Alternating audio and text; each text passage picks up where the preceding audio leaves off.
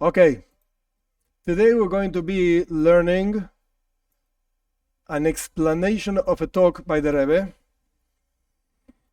The truth is that the best way is to learn the text itself and then listen to the class. I'll try to do it in a way that you could listen to the class without the text. But the truth is the best is to first of all learn the text and then the class. This class is going to be around this text that you know already, and I hope you read it. And I'm going to explain the text. It's not that I'm going to say great things that are not written over there. Everything that is written over there is what I'm going to say. What I'm going to say is written over there. But I'm just going to express it in my way, trying to simplify the text, to make it easier. Don't think this is of the easiest talks of the Rebbe. It is not. It's not the most difficult either. There are much more difficult than this. Yeah, definitely. But okay, it's a long talk. In order to understand maybe why is it so difficult, if you actually look over here, this talk of the Rebbe, it was not delivered just like that, at once. No. It was built upon different things that the Rebbe shared.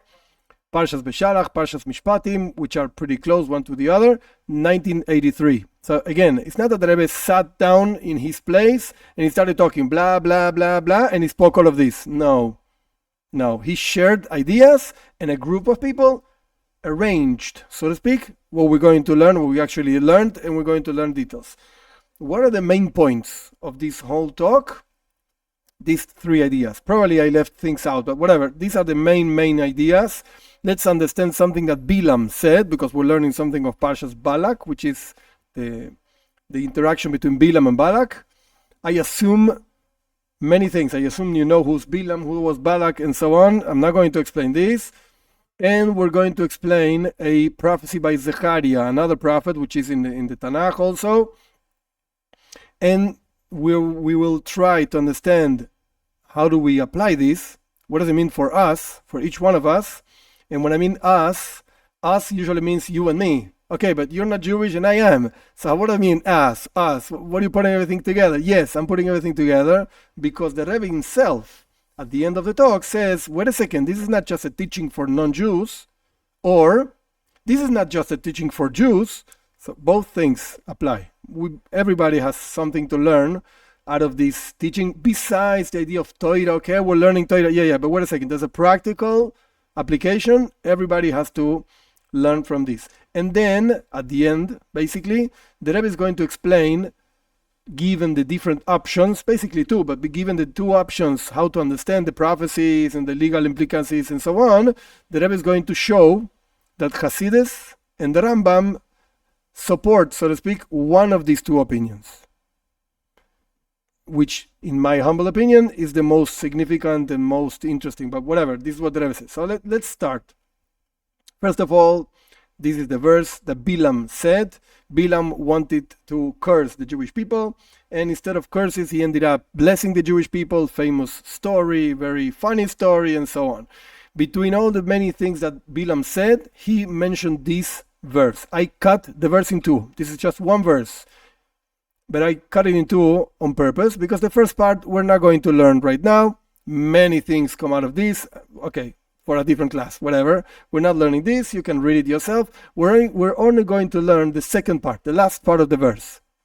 And on purpose, I left one word without translating, on purpose, because the whole talk of the Rebbe goes around this word. What does that mean?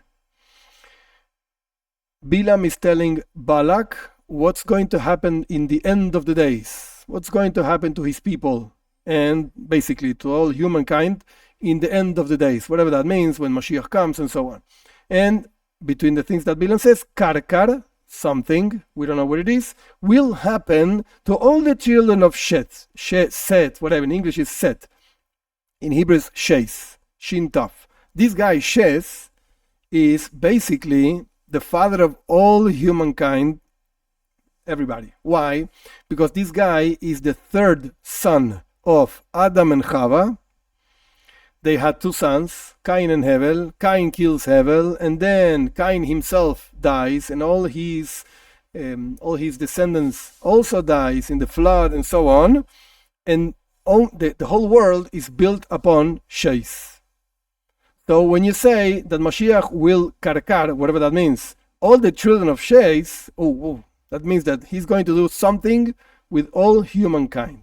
What does that mean, the word karkar? Here in Hebrew, here in phonetics, whatever. So one opinion says Onkelos, who he himself was a convert. He was a relative of Adrianus, a Roman Empire. So Onkelos translates, he will rule over everybody. Okay, nice translation, karkar. It's a weird word, believe me.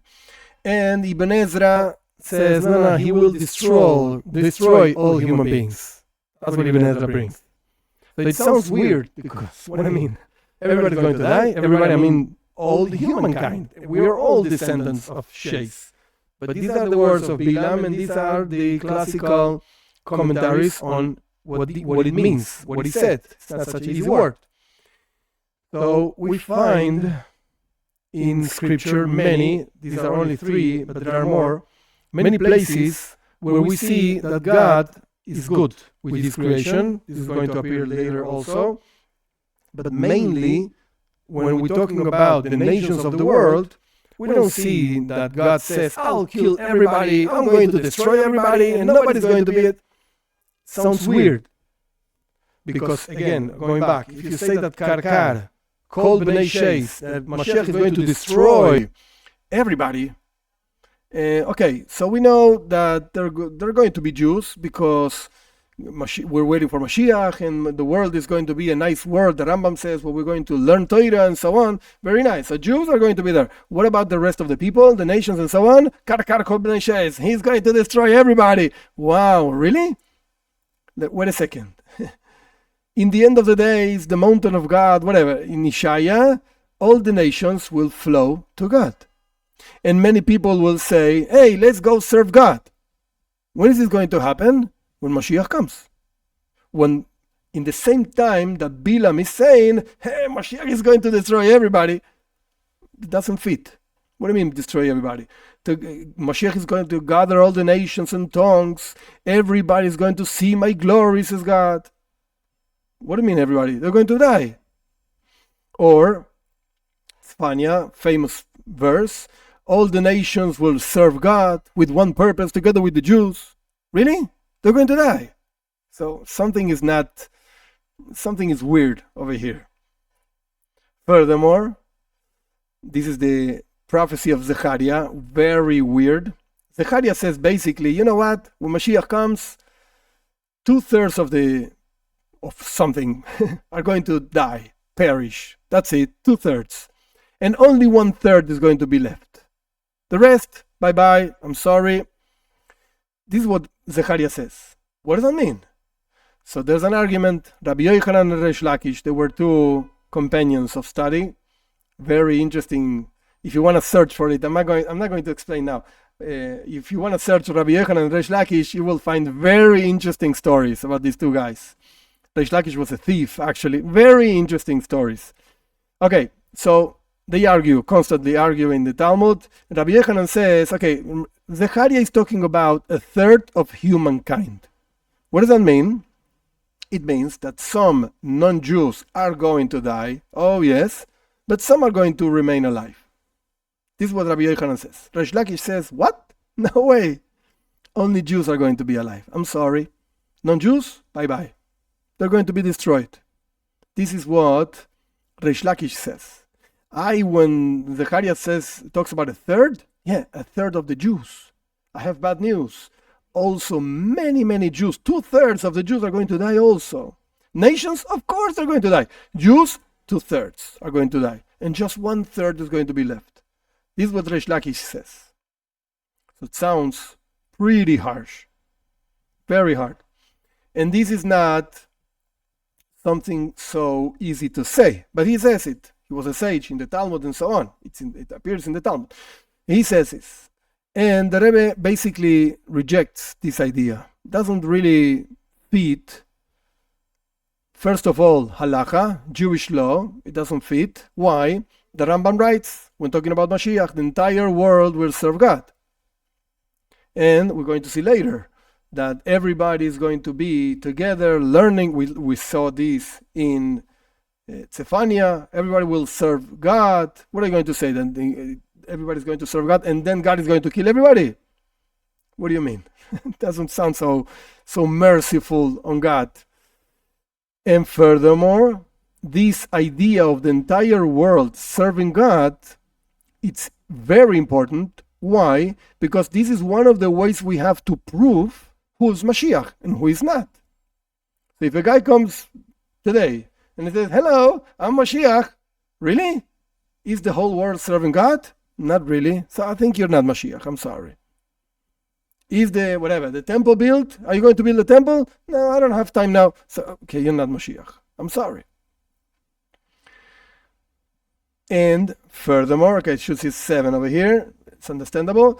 Furthermore, we have to go and teach the nations the 7 laws of Bnei Noach and so on, that you already know, etc., in order to bring Mashiach. So, okay, take a non-Jew. What is Reish Lakish saying? Like, take a non-Jew, teach him these 7 laws, drive him crazy because he has to leave the idolatry he does and has to do this and that, and then kill him. Okay, very nice. Interesting and smart God. No, it doesn't fit. And the strongest question the Rebbe brings, the verse says in Tehillim, in Psalms, God is good to everybody. His mercy is upon all his works. Really? And then he's going to kill them? What's the mercy of God? Doesn't make any sense. So, we have 2 options basically. Either say, Reish Lakish is crazy. He doesn't know what he's talking about. We don't accept him. Bye-bye. Or say, we don't understand what Reish Lakish is talking about. Oh, sounds better. Maybe Reish Lakish is trying to say something else. And this is what the Rebbe is going to actually explain. These 2, Rabbi Yochanan and Reish Lakish, arguing what Zechariah meant when he was talking about 2/3 and 1/3 and so on, maybe they mean something else that we're not getting. And this is what the Rebbe is going to explain. So, first of all, the Rebbe establishes, and actually we learned this already, that there will be non-Jews in the world to come. Parentheses, the Rebbe brings it only in a note, very small note, that for those that don't learn inside and deeply and so on, they just don't even get it. I had a teacher, when I learned, I still continue learning, but when I was younger, and he used to say like this: if you want to learn a talk from the Rebbe, first of all, you read it once, like the whole thing. There are going to be things you don't get, things you do get, don't worry, just move on. You read it once. Once you finish reading it once, you got the general idea, now start reading again. And now you stop. This I get it, this I don't get it. Why is the first chapter the first one? Why isn't the first chapter the second one? What's the new thing the Rebbe is bringing on the second chapter on regards of the first chapter? What's the order of and so on? And then, when you finish with that, you start reading again. And you read with the notes. And you don't just read the notes. You go search for each note that the Rebbe is saying, go look there. You go and look there. Each note. And you learn what the note says, and what is the Rebbe actually how is the Rebbe understanding that note, and so on. You could be a whole year just learning one talk of the Rebbe, just one of them.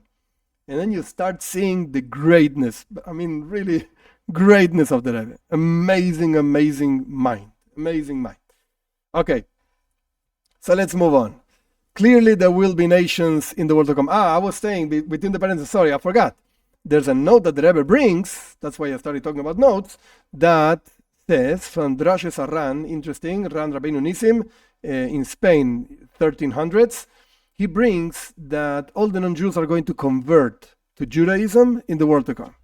It's in an interesting note, interesting idea. Not everybody agrees to that, I should point it out. Not everybody agrees to this, but if you bring a source from the Ran, anybody that learns a little bit of Torah, if you bring a source from the Ran, you don't say, I don't care.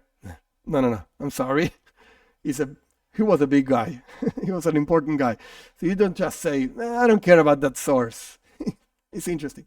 Okay, so clearly there will be nations in the times of Mashiach in the world to come. That's for sure. God is not going to kill everybody. Doesn't make any sense at all. It doesn't fit any of the prophecies that we see, and there are more, and so on. Over here, I just brought two that the Rebbe also brings in the text. You can read it. So for sure, there will be non-Jews in the world to come. Now, the question over here is, what actually means redemption? What means Mashiach? That's the question that Reish Lakish and Rabbi Yochanan are arguing about. How is it going to express in the world this whole thing of Mashiach? The first point, which actually everybody agrees because it is also from Zechariah, from the same guy that we don't understand his prophecy of 2/3 and 1/3 and so on, he also says, I will destroy, remove the spirit of impurity from the earth. There will be no evil, no bad people, even, I'm saying this more ironically than meaning, even if you want to say that the nations of the world are evil, okay, but in the world to come, they are not going to be evil. Even if you want to say right now, yeah, there's evil people, the non-Jews are bad. I don't say this, but even if you want to say this, not in the world to come. Doesn't make any sense. Why? Zechariah says it. He will remove impurity, and there will be no evil, no enemies, no nothing. Everybody's going to be good. That's basically what it means when we read in different texts and so on, revelation of godliness. Since we, whatever that means, see God and feel God and so on, there's no such a thing as evil. There will be no such a thing as evil, and enemies and so on. Impurity, blah, blah, blah. No such a thing. That means Mashiach. So again, 2 points over here. There will be non-Jews? Yes. Are they going to be bad people? No. Good people. Everybody. Okay. Now, how is it really going to be felt, this Mashiach times, redemption, and so on, by the non-Jews? This is the argument between Reish Lakish and Rabbi Yochanan. How are they going? We already established there will be non-Jews. There will be good people. Okay. But how are they going to be affected by Mashiach, by redemption, by this godliness revealed in the world? What are they going to be? What are they going to be, these people? What are they going to be doing, these people? I'll go back just a second. One of the verses that the Rebbe brings from Ishaya, which is, again, it's a verse in Tanakh, so it's in the Bible, whatever. The kings will foster fathers, and the queens will will be nursing mothers. So and he's talking about the non-Jews. Clearly, you can see over there in the verse, Ishaya is talking about the non-Jews. So clearly, they will help. They will somehow feel redemption and participate of it, and so on. The question is how. And this is, again, the argument between Rabbi Yochanan, as we're going to see in a minute. The argument between Rabbi Yochanan and Reish Lakish. Two options. Option number one, redemption is for the Jewish people. The Jewish people are going to feel Mashiach and redemption and godliness and woohoo, amazing. And the non-Jews, it's like, as a result of redemption to the Jews, they're also going to feel something, but just as a secondary thing. They will be secondary to the Jews. This is one way of understanding Mashiach. Again, when Mashiach comes, the whole world is going to be good, so to speak. But that doesn't mean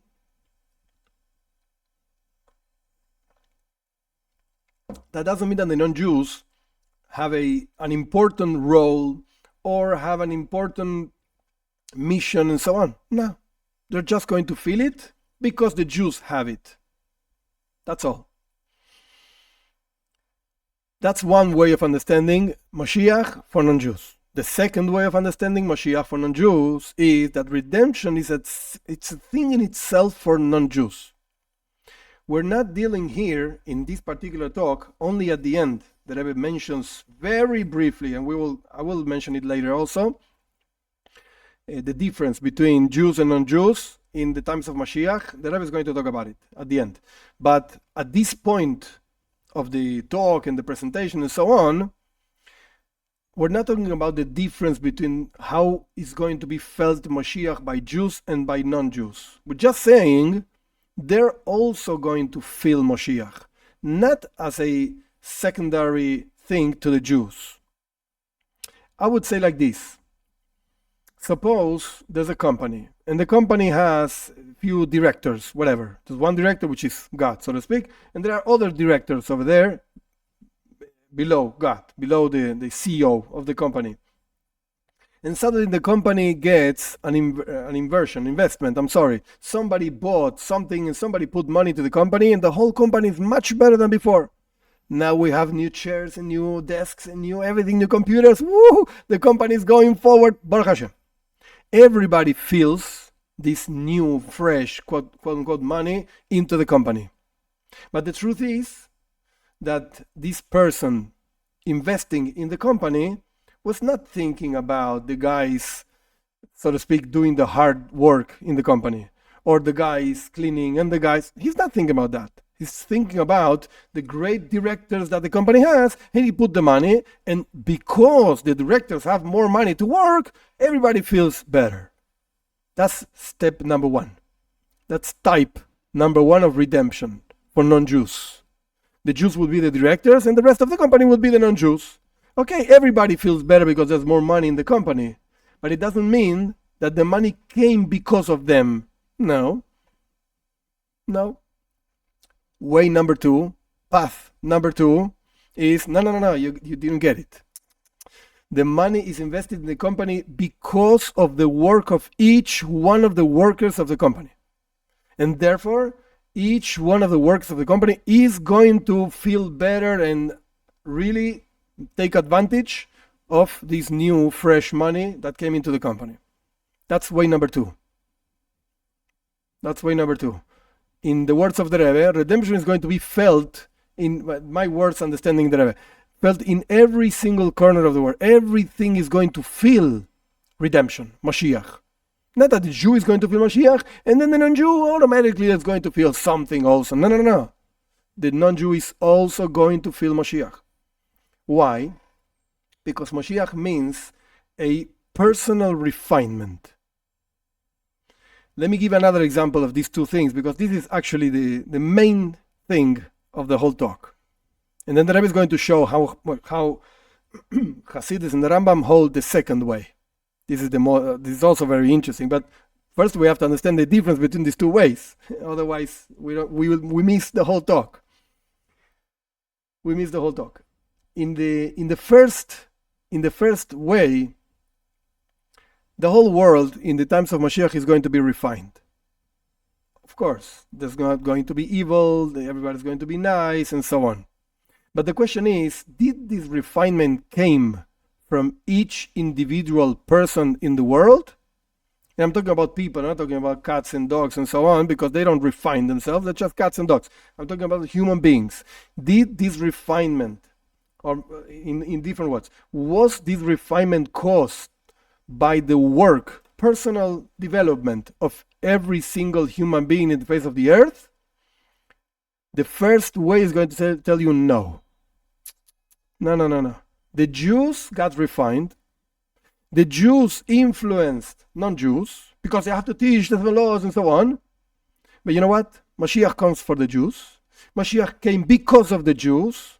And automatically everybody's going to be better because everybody's going to feel nicer and no evil and no nothing and so on. Did the non-Jews work for Mashiach? No. Who cares?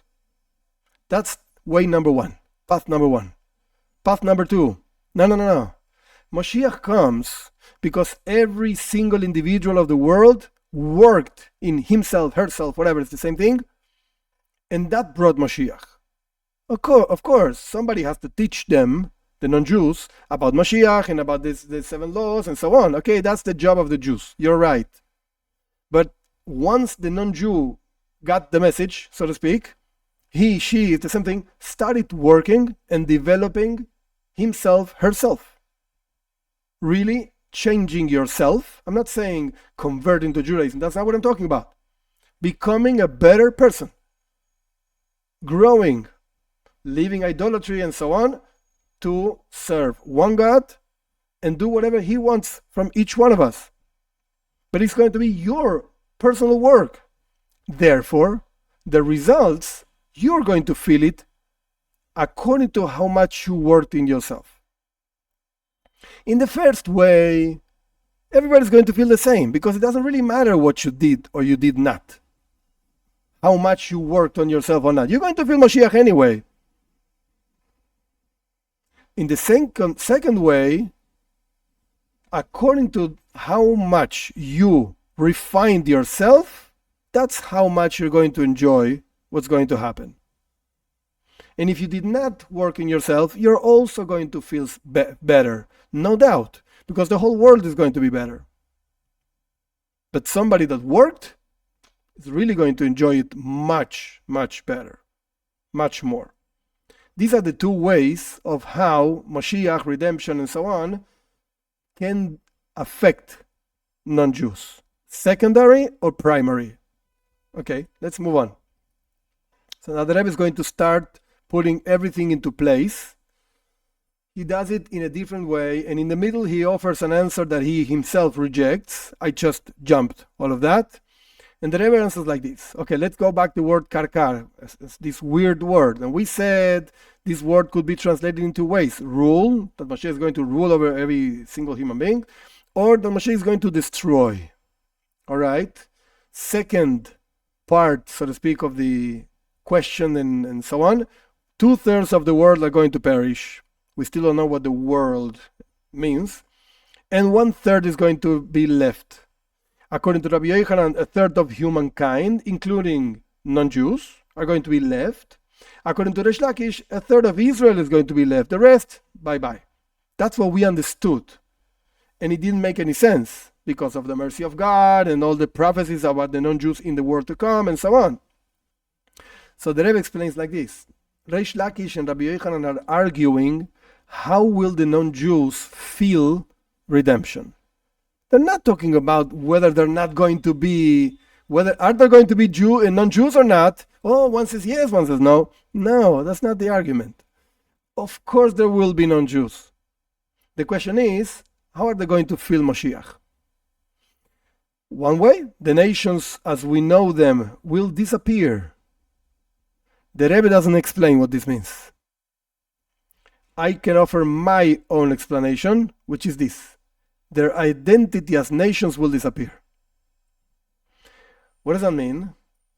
There's a guy, whatever, I have a YouTube channel in Spanish with a lot of people. There's a guy that is over there for years already, years and years. And he's a non-Jew, an Italian non-Jew, very interesting, smart guy. He knows a lot. Very interesting guy.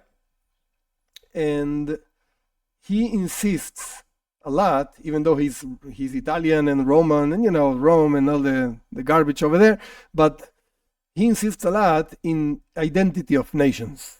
I don't know, I'm from Argentina, so I don't understand Europeans, okay, you probably understand Europe better than me. But Europe has all kinds of things. These people from this country, these people from this country, they want to make a whole Europe country. There's no one country, forget it. Germans and Germans, and these are this, and these are that, and French is French, and Spain is Spain. Don't mix everybody. Not everybody is the same. It's okay. They have their identity for centuries already. It's not something new. And okay, you can have a common coin, a common currency. That's fine. But the truth is, they don't think everybody the same. They don't live everybody the same. They don't look the same. Whatever. So it's different identities, national identities, which is okay, no problem. That will disappear. No more. Everybody's the same. That's what's going to happen in the days of Mashiach, for the nations. Has to be very clear, for the nations. So again, the words of the Rebbe are, the nations as we know them will disappear. My interpretations of what the Rebbe is saying is, the national identity. Like, I'm from Spain and Spain is blah, blah, blah. I'm from Britain and Britain is blah, blah, blah. That, no more. Forget it. And everybody's going to recognize that they're secondary to the Jews. This is what Reish Lakish actually means. Not that a third of Israel is going to survive the prophecy of Zechariah, and the nations will die. No, the nations are going to be there. But the identity as something in itself, I'm from Spain, I'm from this part of the land, I'm from this part of the earth, and so on, that's it. Forget it, no more. Just nations of the world. That's what Ibn Ezra says. Mashiach will destroy all human beings. What? No, not that he's going to kill. No, that's not what it means. He means the, again, identity of a thing that would call himself, I'm from the nations of the world, from this nation, that nation, that's going to disappear. Second idea, the nations of the world will exist. Completely opposite of what we just learned, okay? The nations of the world will exist. Of course they will exist. As they are right now. As we know them. And furthermore, they will be an integral part of redemption. They will cause redemption together with the Jews, of course. And they will enjoy redemption, as I explained before. This is what Rabbi Yochanan is saying. And this is what Onkelos is saying. Mashiach is going to rule over all human beings. But that doesn't mean that they're going to lose their identity as we know it right now. So maybe, and this is just a maybe and a huge maybe, is my interpretation, that's all. What they're arguing is, Rabbi Yochanan and Reish Lakish, is there going to be a national, ethnical, or whatever you want to call it, identity when Mashiach comes? Rabbi Yochanan would tell you yes. And that's okay, and that's fine. You are the way you are, and you can enjoy Mashiach, and you can develop yourself and grow and so on. And that's fine. That doesn't have to be lost. And I'll give an example in a second. And Reish Lakish would tell you, no, forget it. Just Jews and non-Jews. That's it. That's all that's going to be around. Example, before moving on. The Rebbe, he sent lots of shluchim, of emissaries all around the world. One of the ideas of an emissary, in general, in Jewish law, is that shlucho shel adam kemoise, the emissary of a person is like the person. Really like the person. There's a whole big, deep argument of what this means. But the emissary of a person is like the person. For instance, if you don't live in Argentina, I live in Argentina, you don't live in Argentina, but you want to buy a house in Argentina, so you give me the money, you make me, we're talking about halacha, Jewish law, I'm not talking about like regular law, I don't know how it is and I don't care, but in halacha, you give me the money, you make me your emissary, and I buy this house with your money, and the house is yours. I bought it, yeah, but it was your money, and I was your emissary. I mean, again, halacha, Jewish law. I was your emissary, therefore the house is yours. 100%. I'm like you, so to speak. I'm buying this house, but the truth is, you are buying this house, even though I'm here, physically speaking, buying your house. Right, now. That's nice, but think about the Rebbe. The Rebbe cannot be, of course, he's a human being with flesh and body and so on. The Rebbe could not be in every single place in the world. In all the places where he sent emissaries. Impossible. It's just one person. So the Rebbe again sent emissaries, and he expected his emissaries to carry his messages and his ideas and so on in the different places of the world. This guy is in a place where they talk Spanish, so he better know Spanish. The other one has to talk English. The other one has to talk French and so on. In different places of the world. But there's a double-sided game over here. On one hand, you're an emissary of the Rebbe. So everything you do is actually the Rebbe doing it. The emissary is like the sender of the emissary. On the other hand, the Rebbe is clearly expecting, and he spoke about this many times, expecting you to make decisions.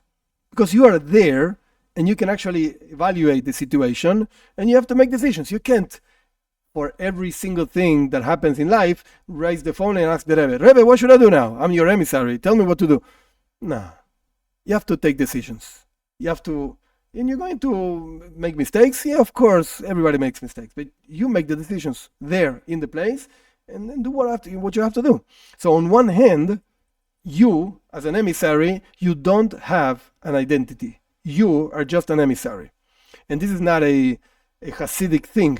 If you see in the Torah, in Parshas Chayei Sarah, when Avram sends Eliezer to look for a wife for his son Yitzchak, the son of Avram Yitzchak, what's the first thing that Eliezer says when he is in front of Lavan and Besul, etc.? He says, Eved Avram Anoichi. I'm a servant of Avram. Like, who are you? What's your name? Eved Avram Anoichi.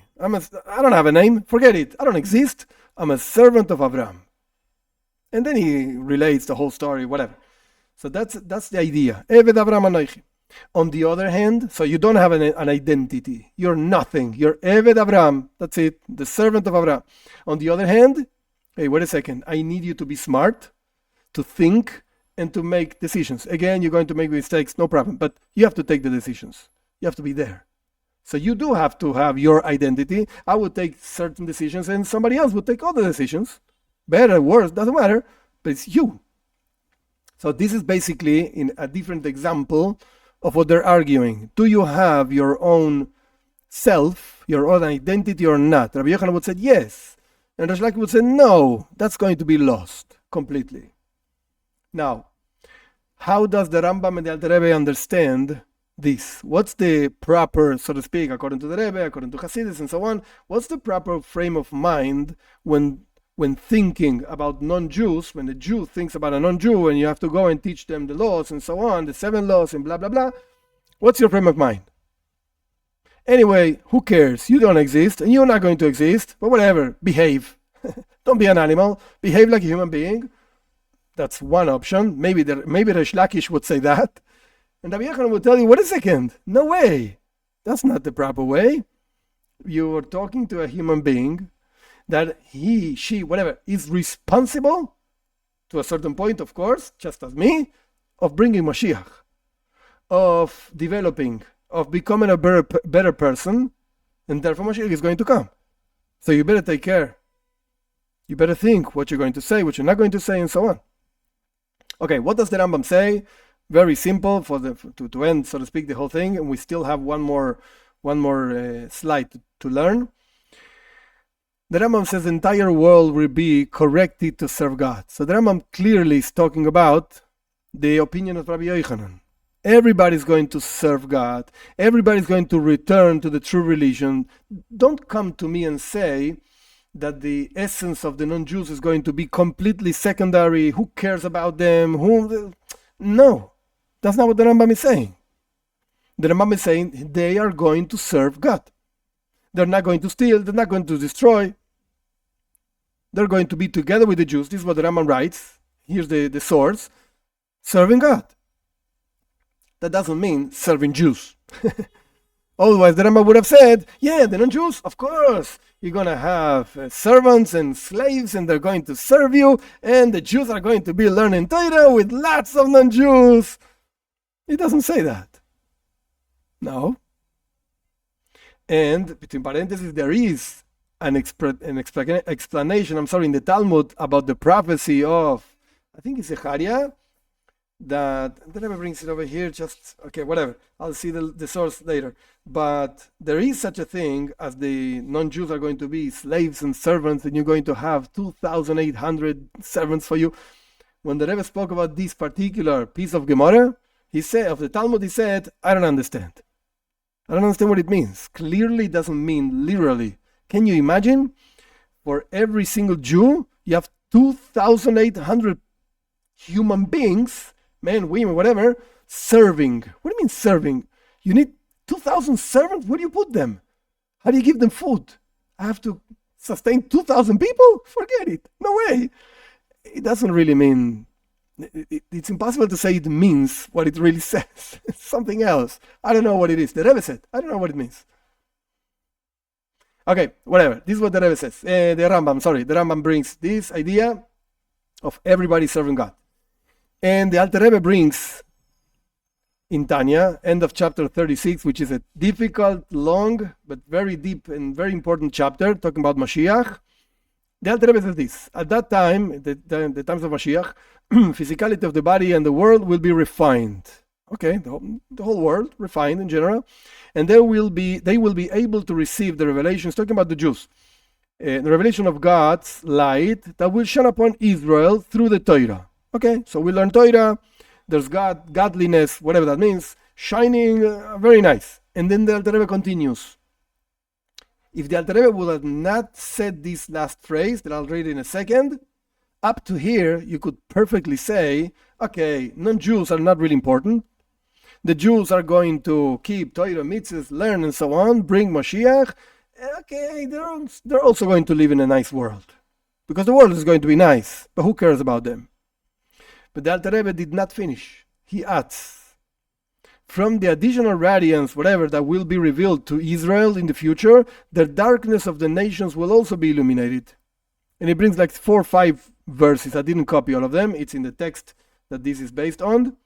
Nations will walk by your light, and so on. So there will be nations of the world. Don't come to me and say they're not going to be important, they're nothing, they're insignificant, and so on. No, the Alter Rebbe again brings like 4 or 5 verses talking about the activities of the nations of the world walking in the light of God, so to speak.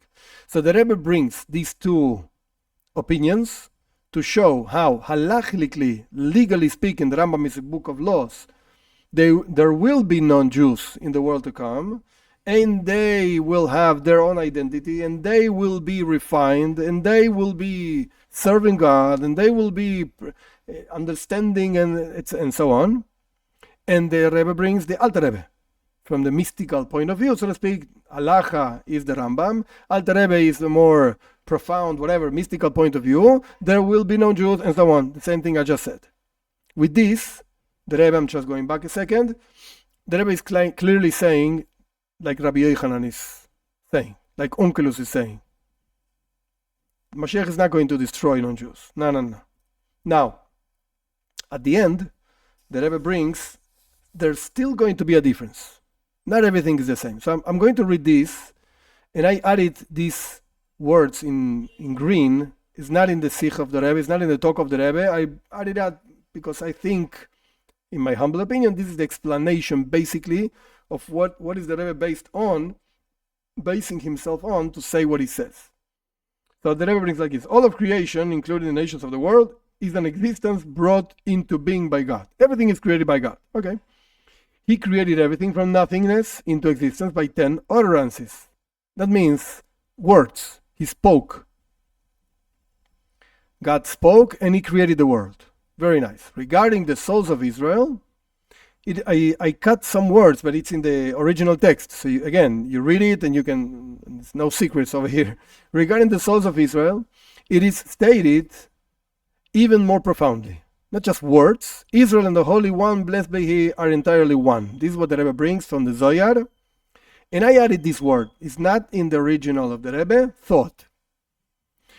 Clearly, there's a huge difference between words of speech and thought. Hasidus talks a lot about this. The world is created through the speech of God. And the souls of the Jewish people are created through the thought of God.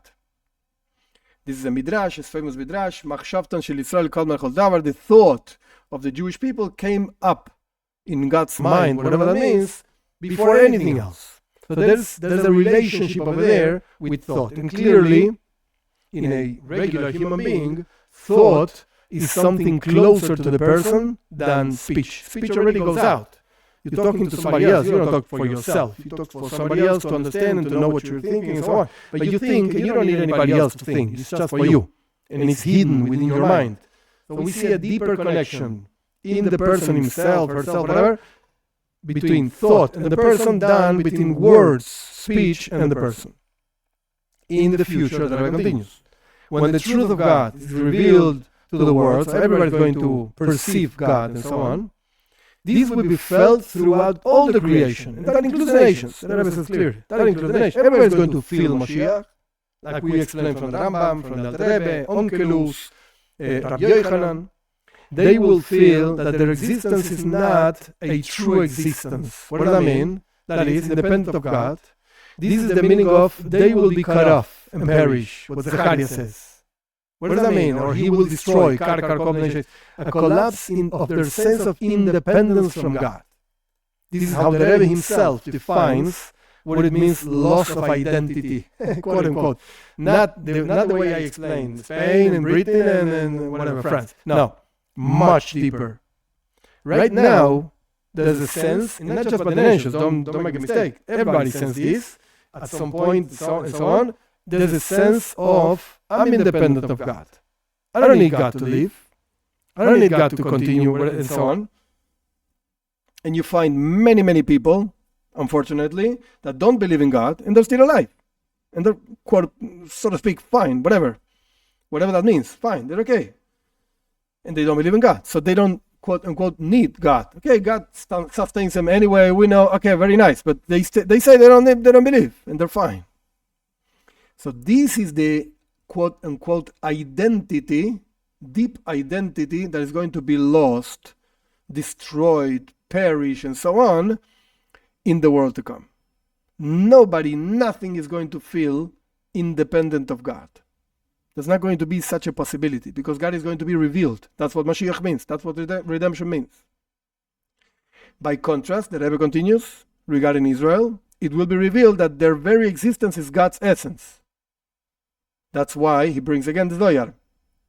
Israel and Kuchabricho are one. We and God are all one thing. What does that mean and so on? Okay, we can learn Hasidus and we see what the Rebbeim explain on this. No connection to non-Jews and so on. It's talking about the souls of the Jews. But over here we see, that's why I added, and that's why I put it in green to know that it's my addition, words and thought, the world in general, the souls of the Jewish people and so on.